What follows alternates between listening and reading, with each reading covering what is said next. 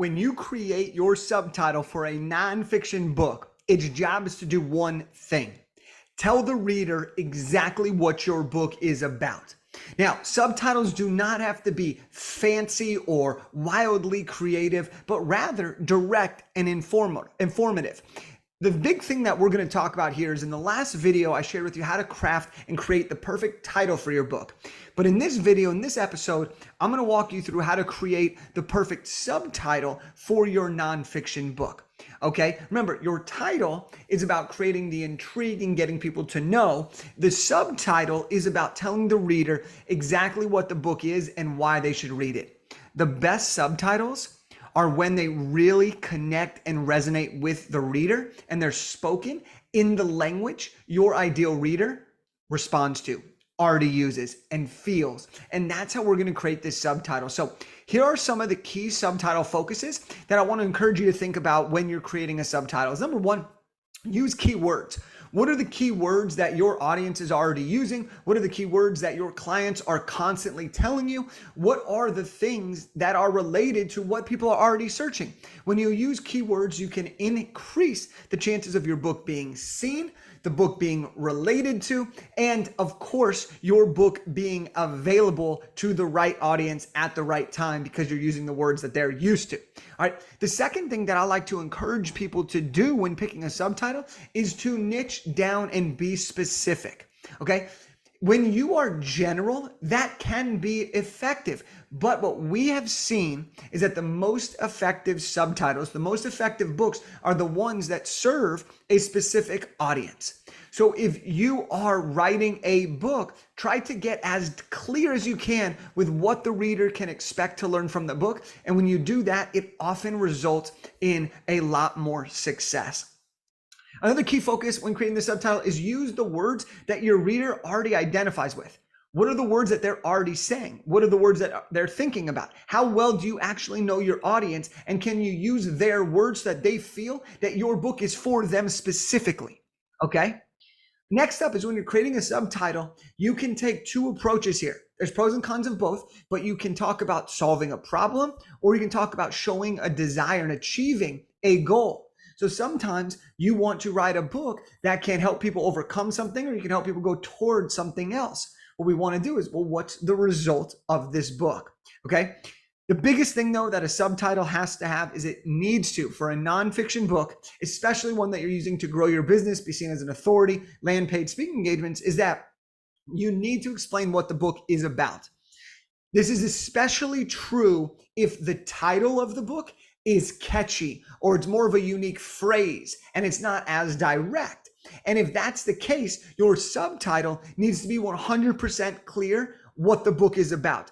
Otherwise, you're going to confuse your reader and they're not going to know if the book relates to them, and they're going to get confused, and a confused person doesn't buy. All right. So those are some of the key focuses that will help you narrow down exactly what to include in your subtitle. But the next thing that always comes up is, well, how long should my subtitle be? Now, I'll be honest with you. I don't think there's one set requirement of exactly how many words a subtitle should be, but I generally recommend under 20 words. That's on the really long side. I feel that 10 to 15 can be really good, and you'll see what I'm talking about. But part of this depends on what's the type of the book, what's the objective for the reader, what's your personality as the author, what's your personal preference. But the key thing here is what's the shortest amount of words you can use to tell the reader exactly what the book's going to be about. That's kind of a general rule of thumb that I like to use. And it's not an exact science. Some people have 8-word subtitles. Some people have 18-word subtitles. But the key thing is to really dial it in. So for example, I'm looking at my book, Big Idea to Bestseller here, and we got 1, 2, 3, 4, 5, 6, 7, 8, 9, 10, 11, 12, 13, 14, 15, 16, 17. 17 words in the subtitle. And the biggest thing here is we want a subtitle to feel easy to remember, right? If it's using a lot of these huge words and it's really hard, the reader won't know it's for them. If we're using very clear, short, easy understanding words, then the reader will know that the book is for them. Okay. So let's talk about now some of the questions that I'm going to pose to you that if you can answer, you will likely be able to have the right subtitle for your book. Okay. Now, when I look at my subtitle, and I'll use my book as an example because I have it right here, it's How to Write, Publish, and Launch a Nonfiction Book to grow your business and make an impact. So I'm telling people exactly what it is, how to write, publish, and launch a book.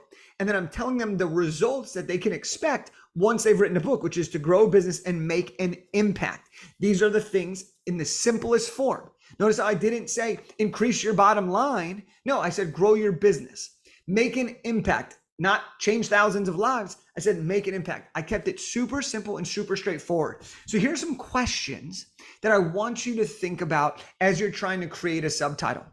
What are the 3 biggest challenges that someone faces that if you talked about these things, they'd be like, oh, I need this book, okay? What are the 3 biggest challenges that would get someone to pick the book up? On the flip side, what are the 3 biggest outcomes somebody wants to achieve by reading your book? Okay, people read books for themselves, all right? As much as we think, oh my gosh, someone's reading my book because I'm such a great writer. Sure, that may be the case every once in a while, but the truth is, more times than not, most people are picking up a book because they want to improve on something. They want to get to the next level in something. When I pick up a book, let's say I pick up the book Atomic Habits by James Clear, okay? I'm picking that up because I want to build better habits. I'm not picking that book up because I'm like, oh, James Clear is such a great writer. I want to see how he structures his sentences. No, I'm picking the book up because I want to solve the problem of getting rid of bad habits, or I want to create better habits. And that is why I would pick up that book. So the subtitle is really, really important to connect with your reader. The next question I want you to ask yourself is, if you had to describe your book in 1 sentence, what is it about?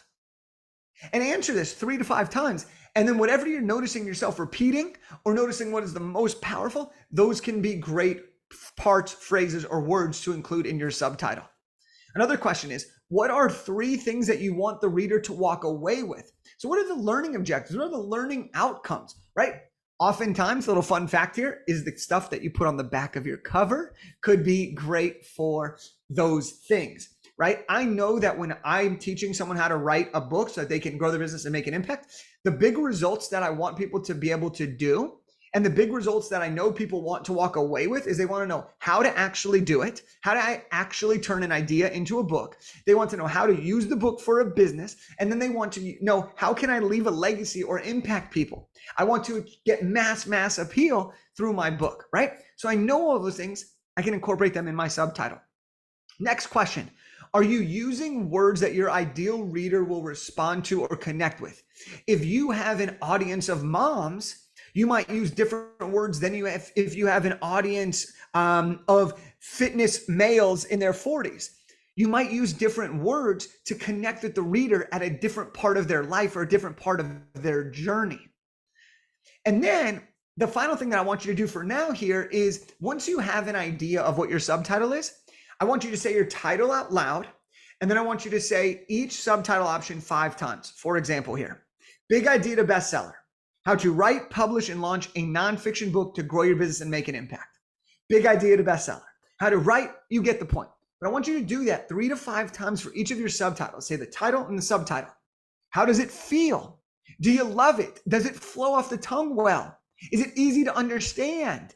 Will your reader connect with it? And if you do those things, you're going to be like, yep, that's the subtitle. I said my title, I said my subtitle. It feels good. It rolls off the tongue. I love it. People love it. People resonate with it. And my ideal reader will understand it. Okay. All right.